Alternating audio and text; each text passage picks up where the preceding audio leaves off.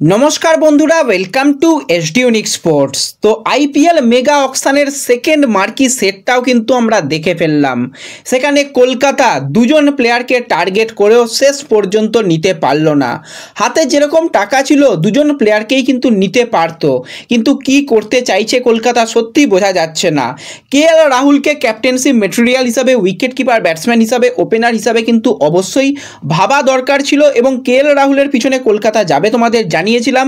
KL রাহুলের পিছনে যাচ্ছিল, কিন্তু কি মাথায় ঢুকলো জানি না, রাহুলকেও ছেড়ে দিল। রাহুল কিন্তু 14 কোটি টাকায় ডিসিতে চলে গেল। দিল্লির হয়ে খেলতে দেখা যাবে কেএল রাহুলকে এবং বোলিং ইউনিটকে আরও বেশি শক্তিশালী করার জন্য কিন্তু মোহাম্মদ শামির মতন একজন প্লেয়ারকে টার্গেট করতে চলেছে কেকেআর, সেটা তোমাদের জানিয়েছিলাম।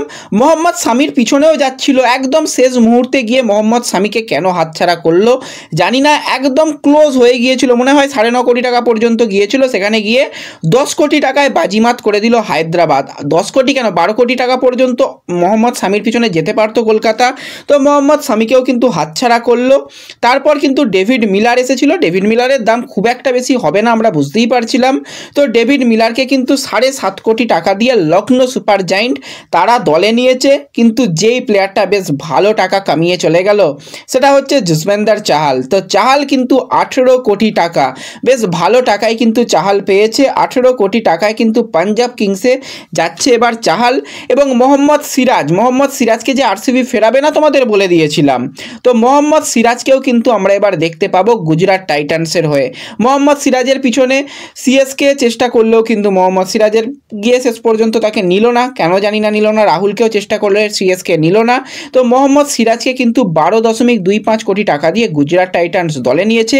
এবং লিভিংস্টন এই প্লেয়ারটা কিন্তু খুব কোয়ালিটি প্লেয়ার, এর দাম কিন্তু আরও অনেক বেশি বাড়তে পারবে আমরা হয়তো ভেবেছিলাম, কিন্তু না, খুব বেশি দাম নয়, মাত্র 8.75 কোটি টাকায় আরসিবি লিভিংস্টনকে কিন্তু দলে নিয়েছে।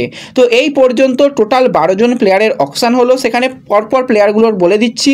আর্শদীপ সিং, সে কিন্তু 15.75 কোটি টাকা দিয়ে চলে গেছে পাঞ্জাব কিংসে। তারপর রাবাদা গুজরাটে গেছে 10.75 কোটি। শ্রেয়াস আইয়ার 26.75 কোটি টাকা দিয়ে কিন্তু চলে গেছে, সেও পাঞ্জাবে। জস বাটলার 15.75 কোটি দিয়ে গুজরাটে।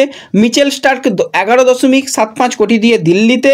ঋষভ পান্থ 27 কোটি টাকা দিয়ে লখনৌ সুপার জায়েন্টে। আর বাকিগুলো তো বলেই দিলাম।